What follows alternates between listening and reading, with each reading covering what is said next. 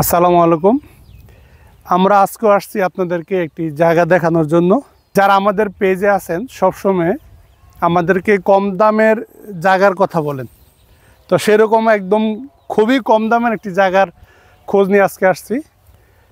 এই জায়গাটার যদি অবস্থান ধরি তাহলে এটা হলো ঢাকা জেলার খিলগাঁও থানার গজারিয়া মৌজার জায়গা।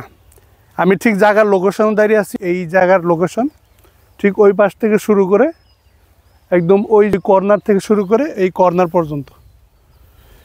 জায়গাটার পরিমাণ হলো 7.5 শতাংশ বা 5 কাঠা।